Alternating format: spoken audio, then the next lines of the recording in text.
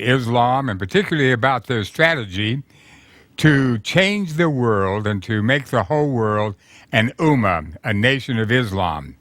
As we've been looking at that, we have talked about several factors of their historical plan, about what's happened in history. We've also spoken about dawah, which is their missionary effort. Dawah is one of those words that very few Christians in the Western world have heard or know very much about. The next study that we're going to have is about jihad. And jihad is one of those words that almost all people in the Western world have heard, and they know, and they believe they have an understanding of what it is. But today we're going to be talking about that as one of the three prongs that Islam uses in their attempt to make the whole world Islamic. The word jihad. Now, if you were to speak to a Muslim person, particularly an Arab, and use the word jihad, they would invariably say to you, you Americans or you people from the West don't really understand what jihad means. You will say it means holy war. Jihad does not mean holy war. And I have had many, many Muslims tell me that. Jihad does not mean holy war. Well, they're partially right on that. They're partially right. The term jihad has as its roots meaning struggle or striving. The Muslim Almanac defines jihad as striving. This is a Quranic concept that includes the idea of a just war, as well as other forms of striving by which the individual or the community extends the practice of Islam and the safety for Muslims. So in reality, jihad might be have as a partial meaning, holy war. But it does mean struggle and striving. Now, in the Quran, we find that Muhammad has said there is a greater jihad and there is a lesser jihad. And the greater jihad was more or less an internal struggle, a battle that a Muslim individual would have to be sure that nothing would keep them away from their faith in Islam, would protect them and help them. And so it is much like the idea that we would have of a young Christian man trying to protect himself from the forces of evil that are striving to bring him away from their faith. And so a Muslim individual will have much of the same idea.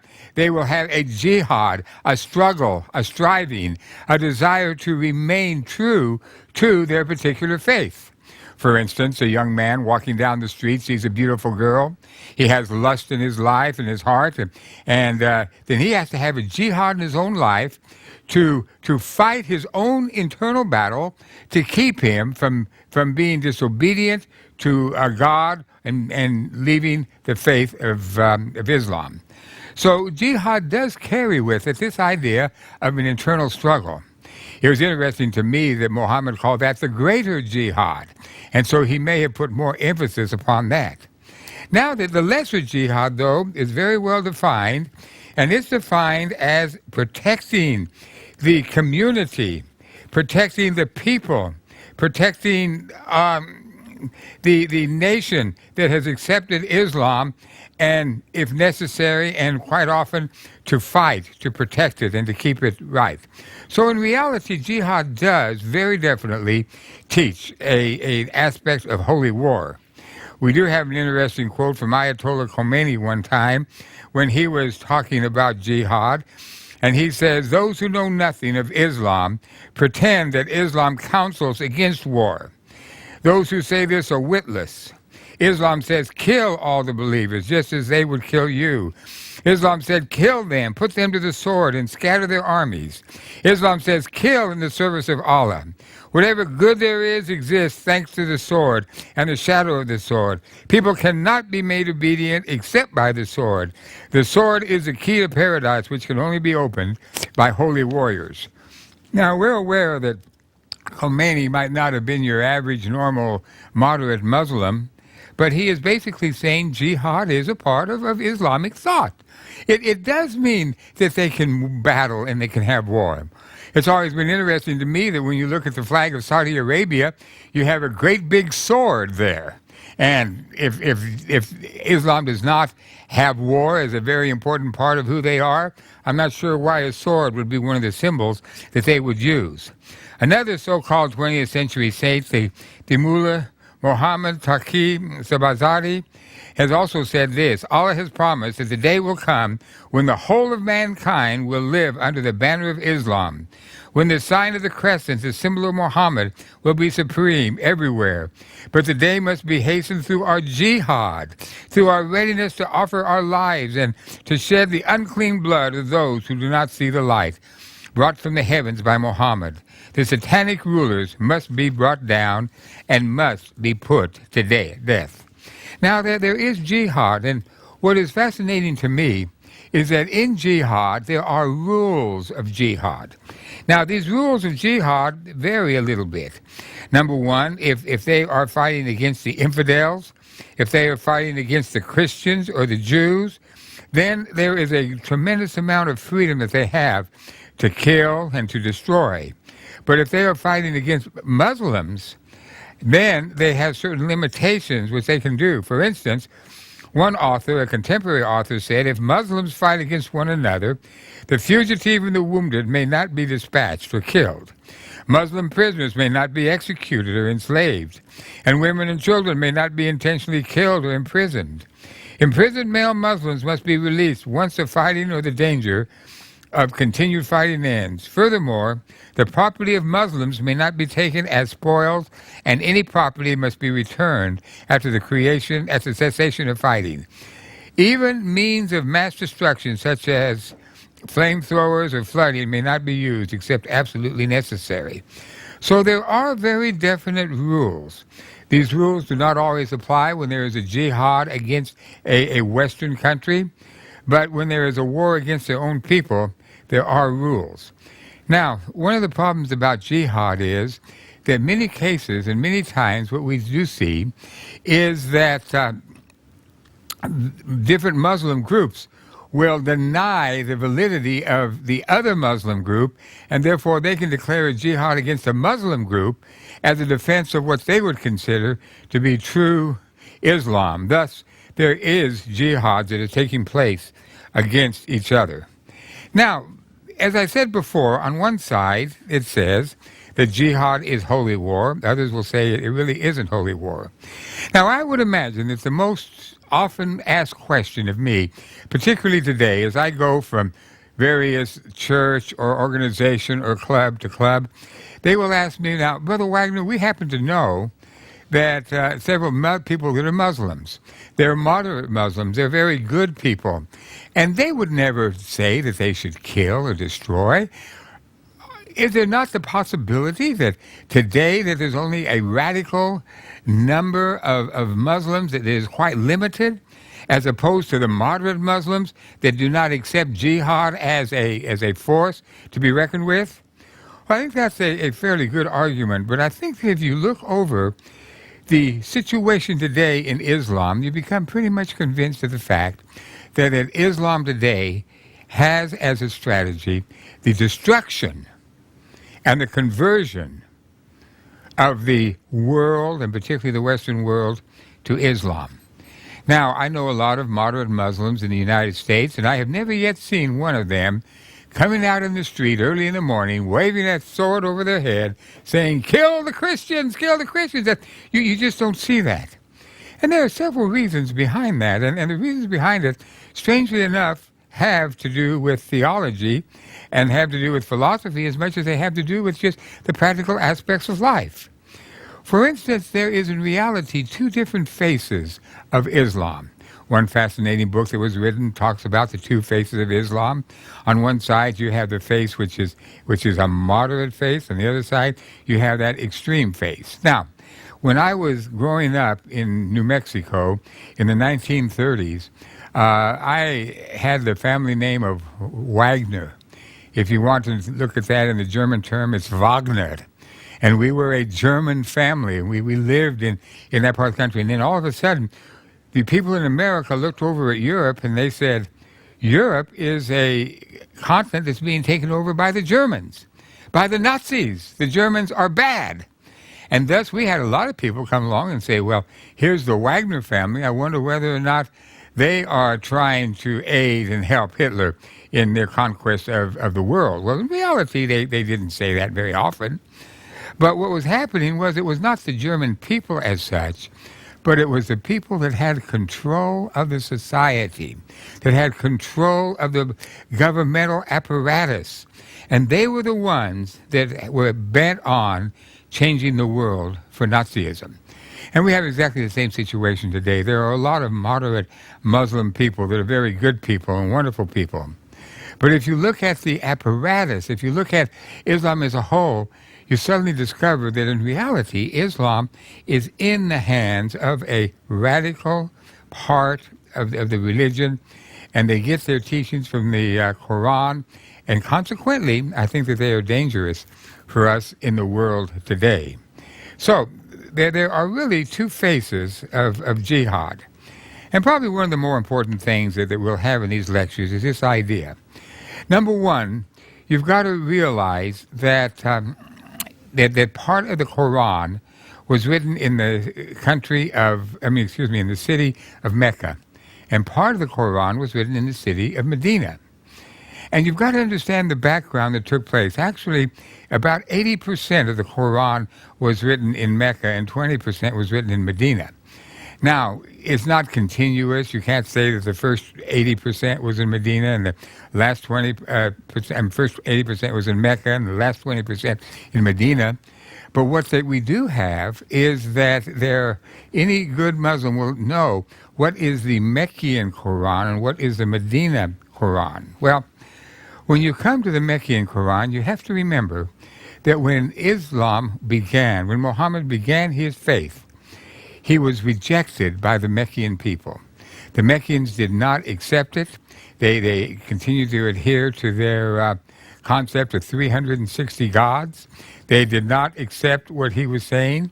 And so Muhammad, trying to find a basis from which to operate, began to look towards the Christians and the Jews, feeling that the Christians and the Jews believed in one God, and because they believed in one God and he believed in one God, that it would be possible to bring them together, absorb them into his new religion, and that they would be able to develop and form a faith where all three of them could work together. Now, we're aware that this is a very simplistic explanation of this, but still, this was one of the ideas that I believe that Muhammad had, to bring the Jews and the Christians in. Thus, when you look at the Medina Quran, you're going to see, when you look at the Meccan Quran, the first part that was written, you see some very interesting verses. That there is no compulsion in religion, says one verse. It also has a tendency to say, be friends with the Christians, be good to the Christians, let the Christians be your friends, and even is very positive about the eternal place for Christians and Jews. So the Meccan Quran has a tendency to be positive about the Christians. Then what happened was Muhammad was forced out of Mecca. He went to Medina, and in Medina he became the military head. He became the head of the state. He had authority. He had power. And he no longer needed the Christians and the Jews. And thus we find in the Medina Quran, kill the Christians and the Jews, cut off their arms and their legs, and various other verses of Scripture that basically say, do away with the infidels. The infidels should die. They have no right to live. So what has happened is that there is a different outlook. The one says Christians and Jews particularly are to become friends. The other one says kill them. And the reason is because there was a different need in Muhammad's life at that particular point. Now, we also know that any revelation that comes later in Islam is more important than an earlier revelation. For instance, we know that there are 4 books of the Bible. 4 books that they accept.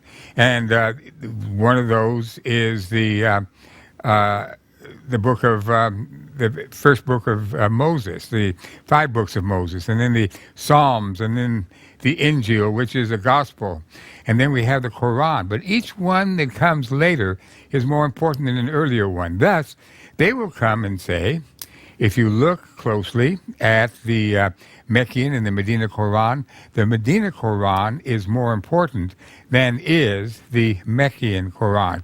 Therefore, the idea of killing is more dominant at this point.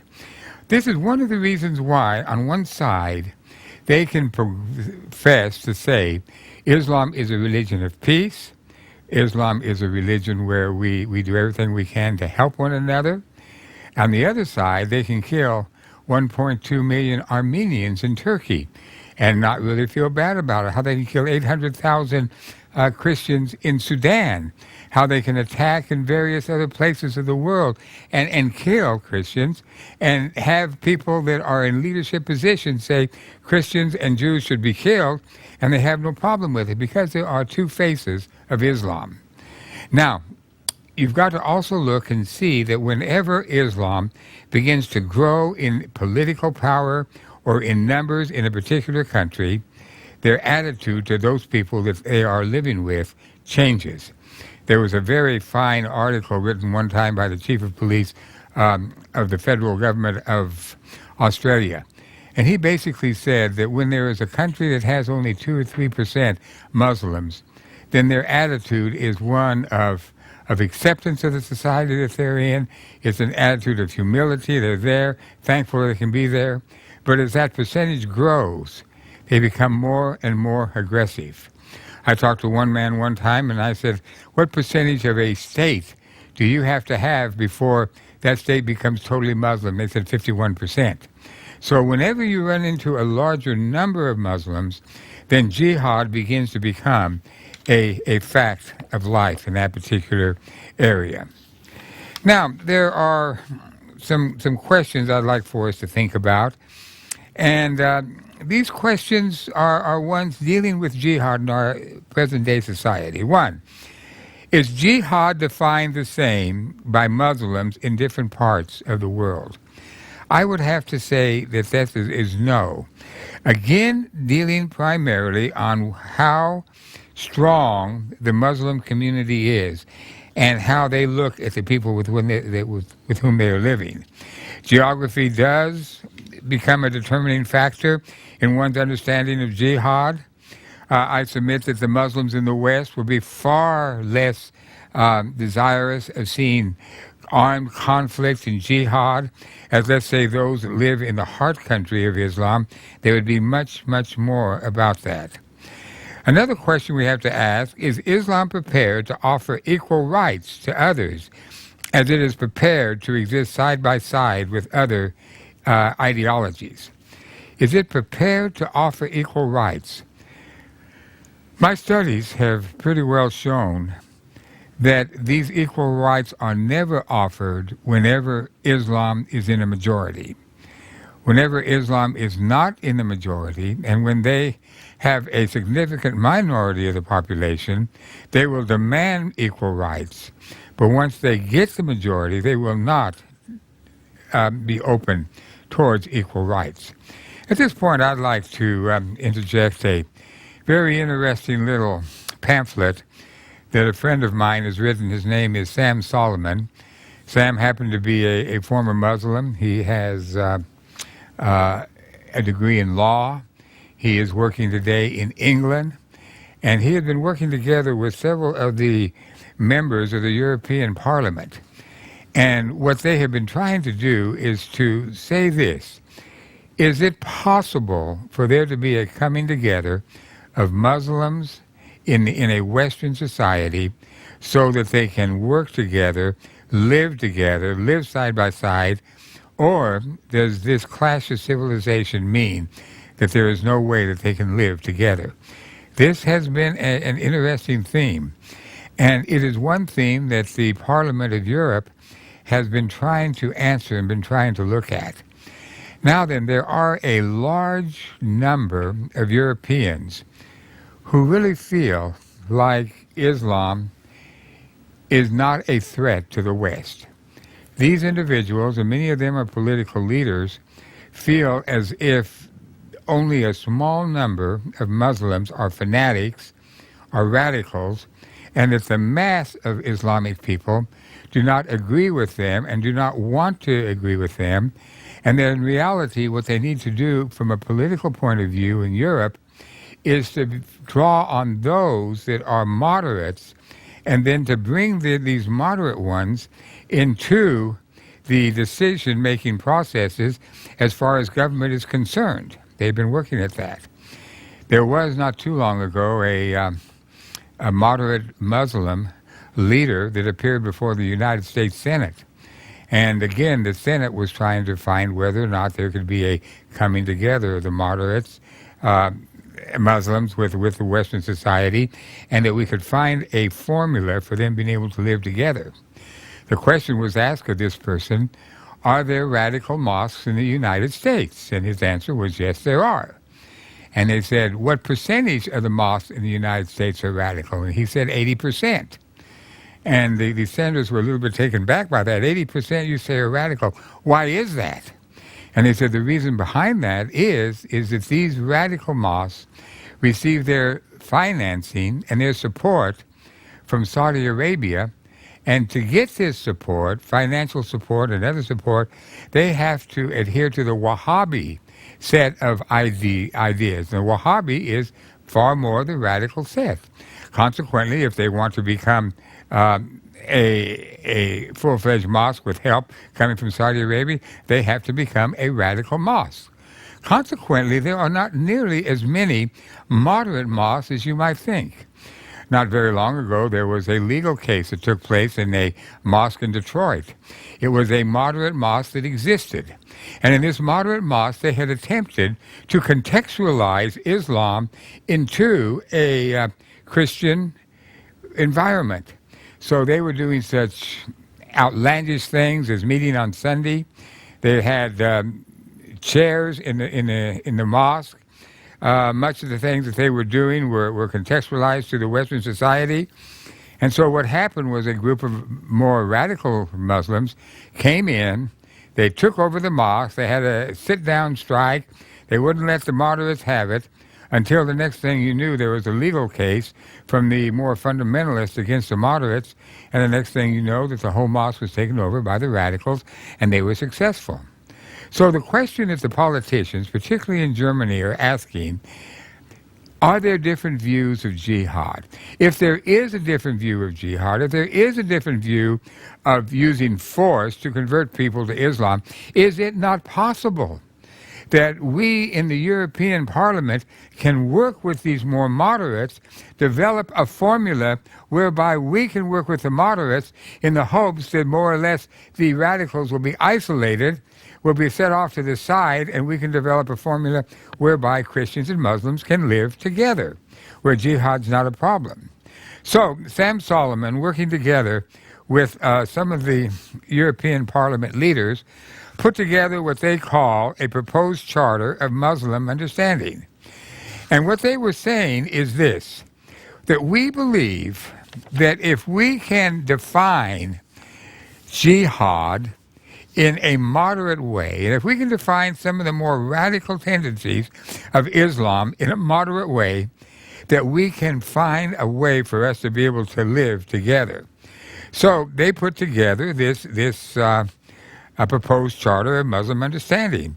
And they said it is hoped that the Muslim leaders would agree that whosoever deviates from the path of this charter would have gone on an Islamic path, and such a person would be regarded an outcast from the religion of Islam, therefore a non-Muslim.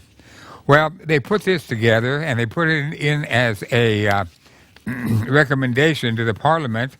The Parliament was fairly understanding. And in this charter that they put, they said this: we commit to the fostering and the promotion of peaceful coexistence across Europe in the spirit of one brotherhood amongst all humanity, treating all as equals in accordance with the principles proclaimed in the Charter of the United Nations, the United Nations Universal Declaration of Human Rights, and the United Nations International Covenant on Civil and Political Rights. And they were trying to say, we can take these various statements of civil, political rights, combine them together with moderate Islam, and find a solution. I had an interesting experience dealing with this one time. I was in Morocco, and my job was to teach pastors how to live in a society where there is persecution. I had worked a lot in Eastern Europe with the Russian church and Romanian church and the Bulgarian church and the construction of small house groups and trying to help them to live where the government was against them. And so I went to Morocco one time, and I spent Monday, Tuesday, and Wednesday speaking to about 20 Moroccan pastors who were living and working and proclaiming the gospel in Morocco.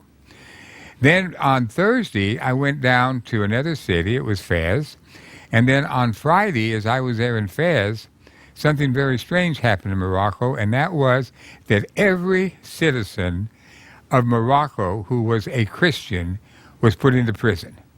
There was a sweep all across the country, and they had names of those that had contact with the Arab World Ministries, those that had contact with missionaries. They had a large number of names. They had about 700 or 800 names of people, and they arrested all of them, and they put them into jail. As I was in Fez, we even had a bookstore in Fez, and we had a young man and his wife, and he was a head of the bookstore. And she was expecting a child about 7 months pregnant, and they both were arrested and put into jail. Well, that was very disturbing to me, and we were trying to find a way to help them out. And it was one of those God-type experiences where the missionary that was there in Fez said, I've got to go down to the jail. This was Friday night, and I've got to take blankets and food. He says in the jails in Morocco, they don't have blankets. They don't have anywhere to sleep except on the stone floor, and they have nothing to eat. So he went down there to the jail and offered to give them these things. And the man that was the policeman said, no, they have everything they need. Go home. We can't let them out. So the missionary came on back, and he sat down, and we started to have a prayer meeting. We prayed for about 4 or 5 hours for them. And about the last part of the prayer, there was a knock on the door. We went to the door, and who was standing there but the pregnant lady. And she was there, and she'd been crying the whole time and said, this is terrible, this is terrible. My husband's still in jail, but they released her. And so we did have the opportunity of talking with her and praying with her. But the next day, the president of the Southern Baptist Convention flew in to Morocco, a good friend of mine, Dr. Jimmy Draper, and we told him of the problem. And so we decided that the best way for us to proceed was to go to the ambassador, the American ambassador to Morocco, who was a Christian. So we went to him, and we told him of these 600-700 people that had been put into jail. And his response was very simply, all right, no problem. What we will do is we will go to the head of the Department of Interior, and we will talk to him. But we need to have names, knowing where they're at, and as much information as we can. So we gathered this information together, and we went to see the head of the Department of the Interior in Morocco. And never will forget the discussion we had with him as we told him these people have been put into jail only because they were Christians. And the statement was made, do you realize that there is a United Nations statement that says that you cannot persecute people because of their religion and their religious belief? And we said, do you realize Morocco has also been a signatory to that? They have signed this statement. What are you going to do? I never will forget his answer, because he said, that was our foreign department. Our foreign department can do anything they want. We're the Department of Interior. We do what we want. They will stay in jail. Well, actually, we did get him out very soon thereafter. But it was fascinating for me to see how they could divide this and say the foreign department is one thing, the Department of Interior is another. What I thought I might do is just read a few of these different statements to see how it was that there was a Western organization trying to find some way that the moderate Muslims and the Christians could live together so that we could form a unity. This is one of the statements that they make. Article number 1. We will respect all other non-Muslim religions in word and deed by issuing a clear fatwa with an immediate effect prohibiting the use of force and violence of any kind against the followers of any or all non-Muslim religions. The use of any force in any form for whatever grievance, felt or actual, in the practice of our religion will be forbidden. Forbidding the killing or targeting of any civilian or civil institutions in Islamic and non-Islamic countries as a way of addressing any of our grievances. Article number 2. We will respect and honor all civilizations, cultures, and traditions of other nations and people, irrespective of their ethnic and religious backgrounds. This will be achieved by introducing a clear educational program throughout all Islamic institutions and outlets, as well as in organizing special meetings to address youth. I'm not reading all of the statements on this, just the more key ones. In the spirit of the saying that there be no compulsion in religion, we commit to the upholding of the value of freedom, and particular freedom of belief and expression. There will be no recrimination against any Muslim or non-Muslim who chooses to change, discard, or attempt or adopt another faith, be it within the house of Islam or anyone outside.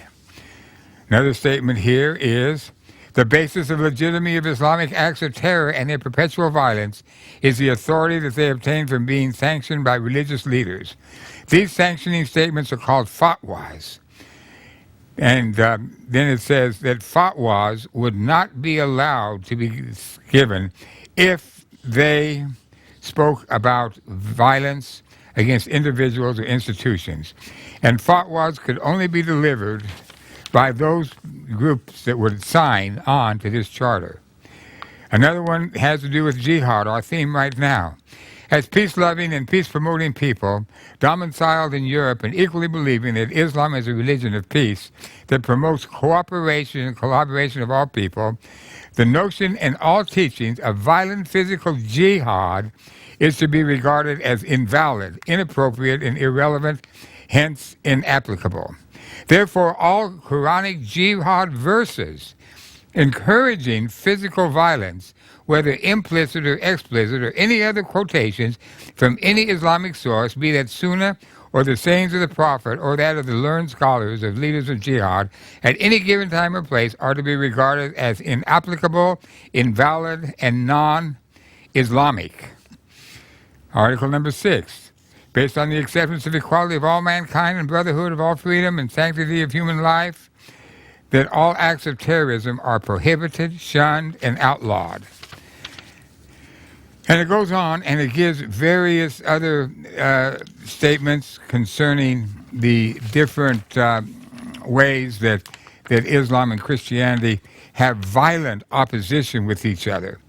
Article 10 does nothing more than comes along and goes through the Quran and lists all of the Quranic verses that deal with violence against non-Muslims.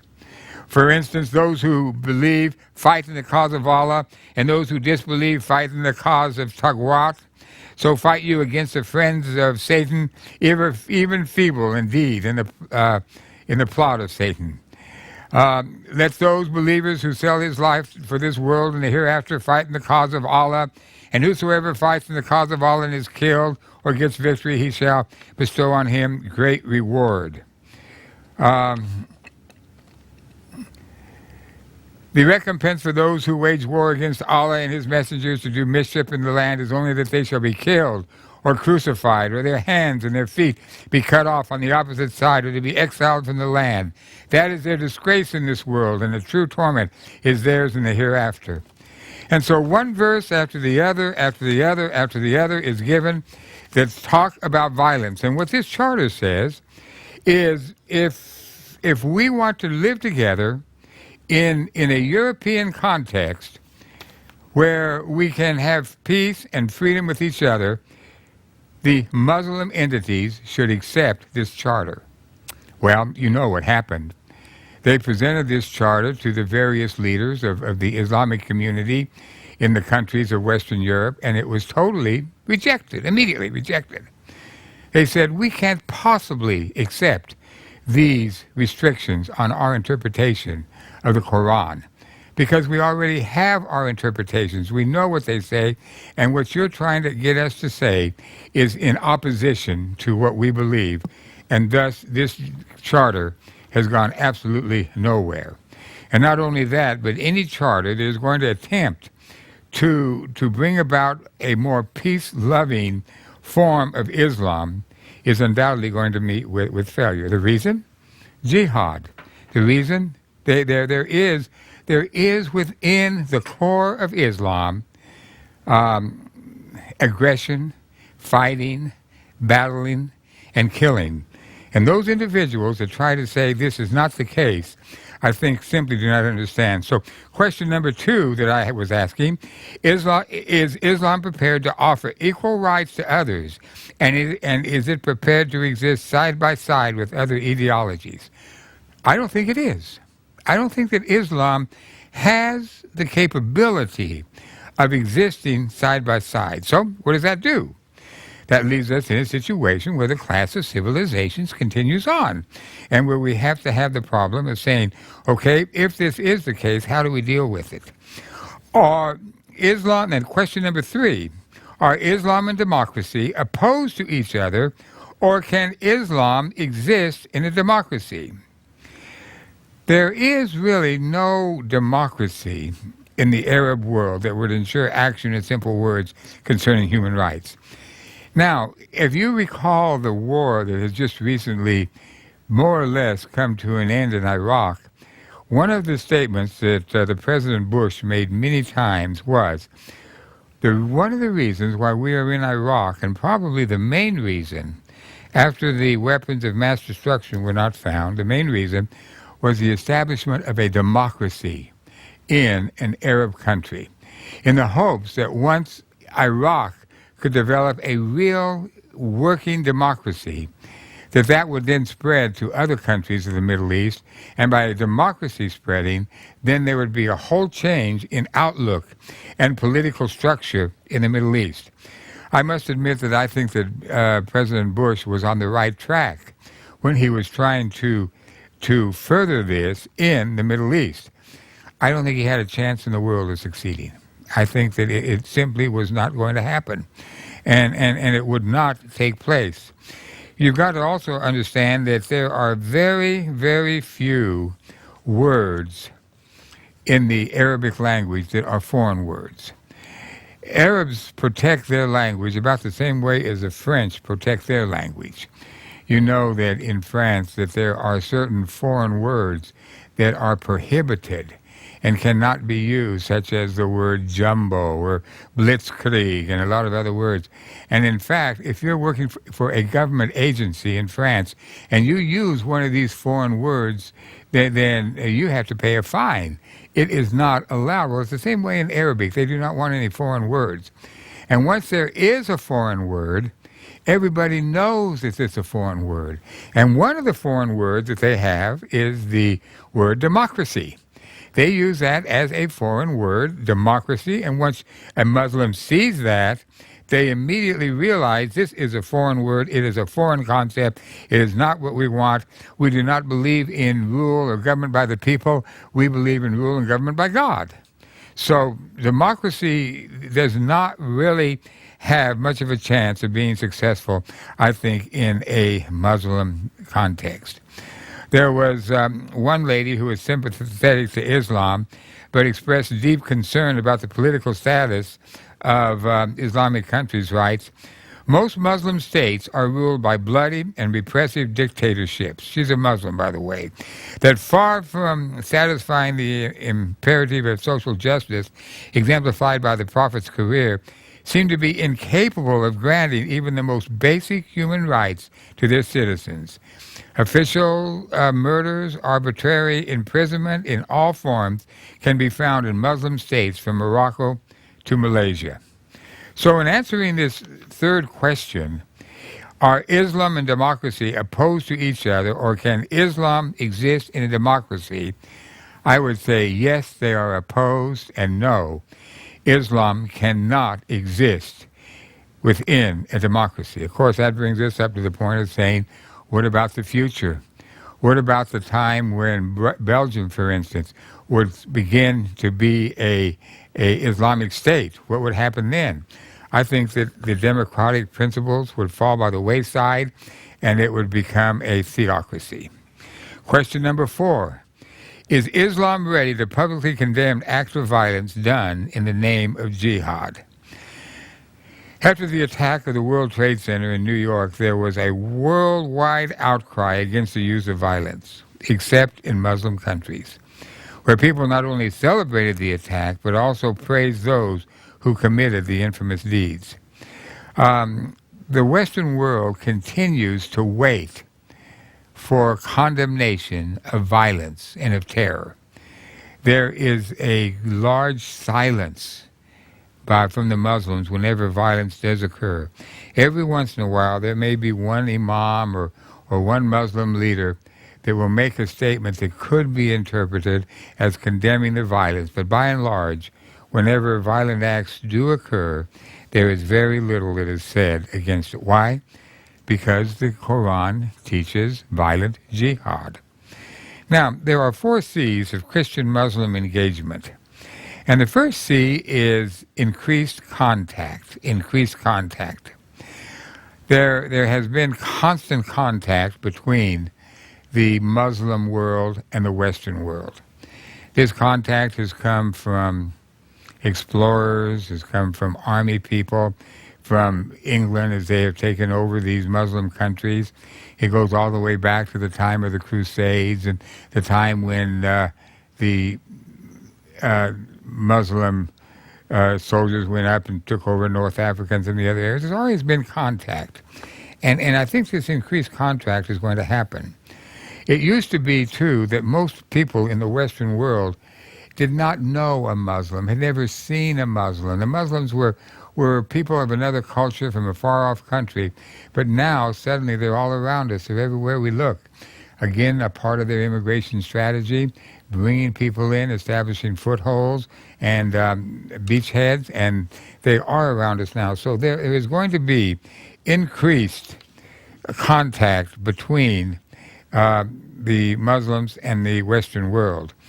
Now, civil libertarians will come and they will say, whenever we have this contact, we have to have community and understanding. I was the head of the Baptist outreach for Muslims in Europe.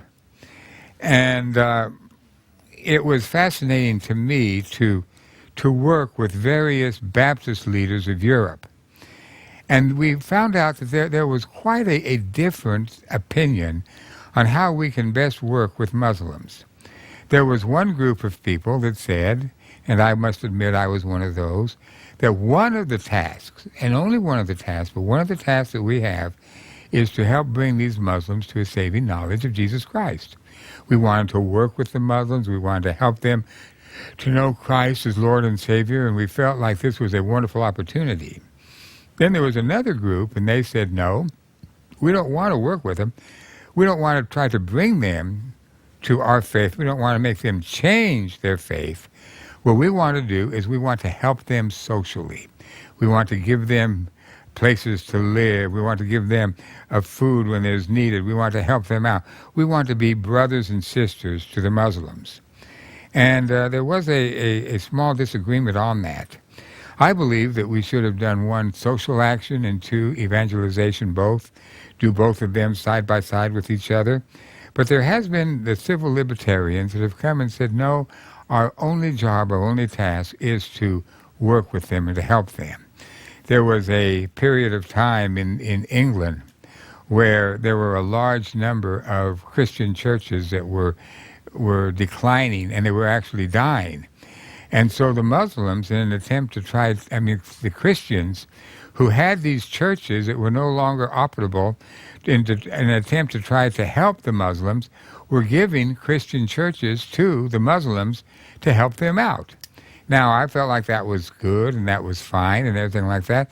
But at the same time, we as Baptists came out in several instances, and we went to the Episcopal churches and said, may we buy one of these churches that's going out? No, you can't buy it, but we'll give it to the Muslims. You see, the civil libertarians were trying to say, we've got to find ways to continue to work with them. And this is a situation that we have today in Europe. And the politicians continue to hope that there can be a coming together, that there can be a working together. But I have spoken with many of the politicians, and they've become more and more convinced that this is not going to be the case. They are not going to be able to make that change.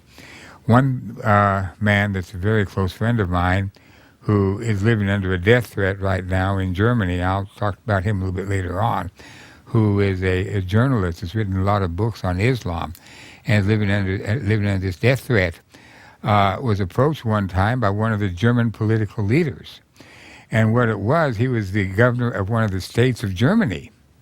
And he said to this man, he said, I've been invited to speak at the opening of the largest mosque in Germany. It was a very large mosque in the center of Germany, fairly close to Darmstadt. And he says, I've been invited to speak at this mosque. And by the way, this mosque had a great big sign out in front that said, the common market of the European Union had given $4 million to help build this thing.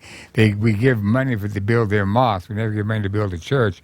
But he'd been asked to speak at this church. And so this man who was the governor of the state spoke to my friend and says, what shall I say? What can I do?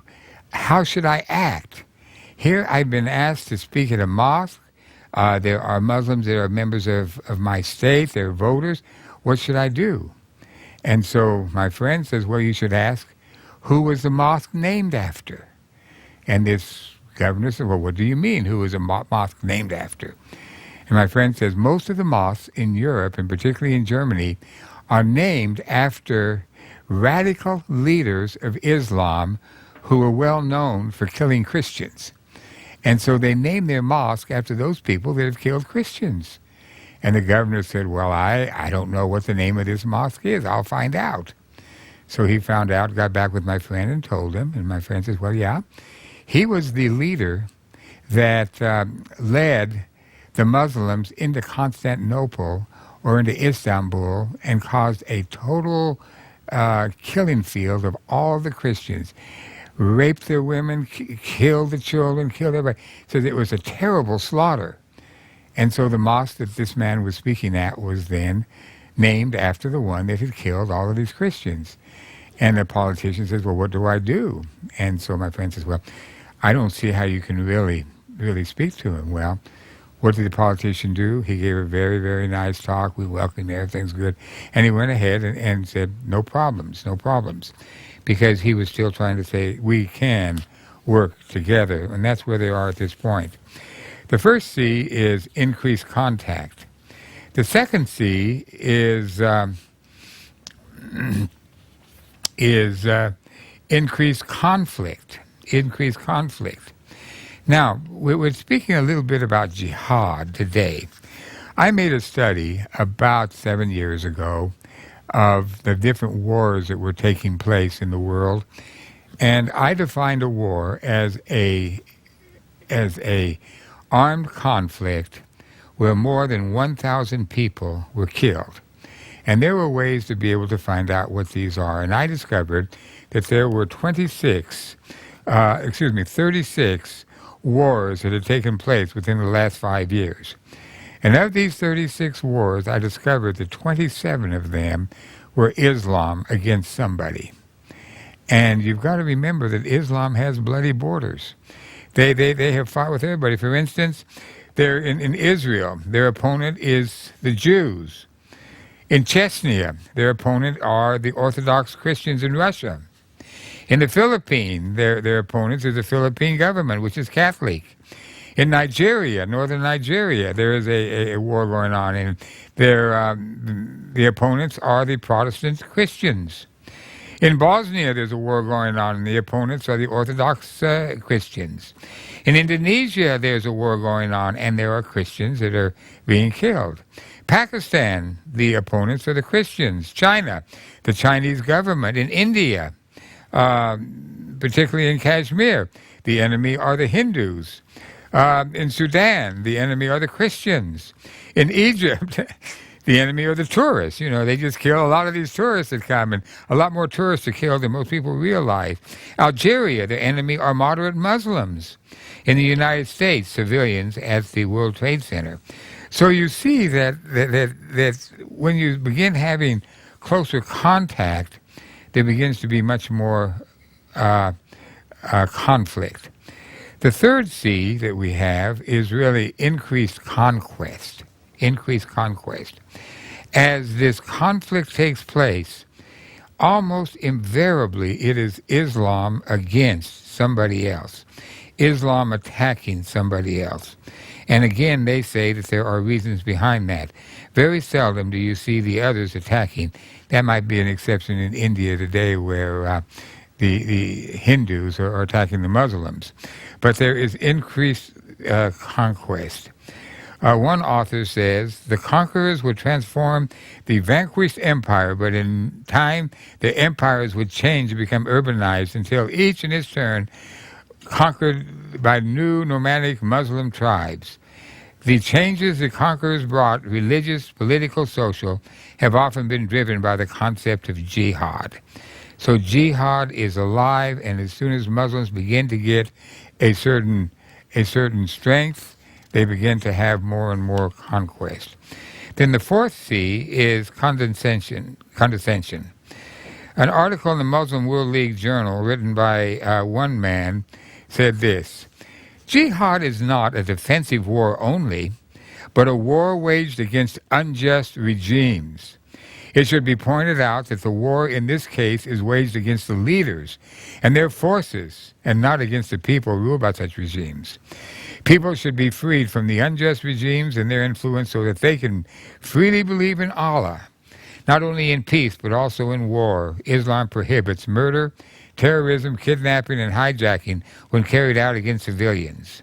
Whoever commissions such violence is considered a murderer in Islam and is to be punished by the Islamic State.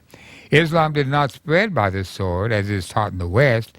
The state may have spread by the sword, which is always the case, but the people freely accepted Islam. So what they were saying is, we have a right to fight against the state. We have a right to fight against any state that is in opposition to Islam, and in fighting against that state, we can do whatever we basically need to do. And then the assumption is that once the state is defeated, then the next thing that you find is that the people will then convert to Islam. They do have what they call the Code of Omar. And the Code of Omar was given at the time when the Muslims overran Jerusalem. And in the Code of Omar, they give certain rights to Christians and to Jews. For you see that Christians and the Jews in Islamic thinking have a special place. They're still called people of the book, primarily because they accept three of the books, or two or three of the books, 3 or 4 of the books that are proclaimed to be holy by Islam. And so they say that they are people of the book. And so they say that you're not supposed to kill the Muslims, the Christians. You're supposed to let them continue to live, but they have to pay a tax. They cannot ride a horse when the Muslims ride a donkey, but they have to ride a donkey. And a large number of different rules and law that really put the Christians into subjection. So they do allow a certain amount of tolerance in letting these people go ahead and live. Well, jihad. Is jihad a danger to us in the world today? I would say very definitely, if you are living in a part of the world where the Muslims are beginning to get anywhere from 20 to 25% of the population, there will be some aggressive actions taking place. One sociologist wrote and said, anytime you have a minority group with 12 or 13%, there is a danger of a conflict taking place. I was on a radio station one time, and they used to always ask me to come and to give some talks on the radio station, and I used to do it. And I made a statement one time on the radio station. And when I made this statement, the man was taken back, and he said, "Did you really mean to say that?" And I said, "Well, yes, I think I did." And then I wasn't asked on from that particular point, but I made a statement. And I said, Europe is in danger of a civil war taking place. And he just couldn't believe that. And what I was saying is, in the future it could be. I had just come back from Europe when I made that statement, and I knew of all that was taking place about the rebellion of the young people in France at that time. There were somewhere around 40,000 cars that were torched in France, primarily from Islamic young people against Westerners. In that time, there was tremendous upheaval, and the young people were fighting.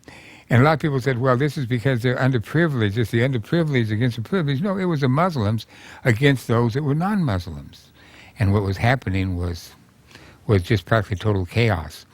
And so I believe that jihad is a reality, and I believe that in some Christian areas where the Muslims begin to grow and grow in the percentage of the population, that armed conflict or lesser jihad is a reality.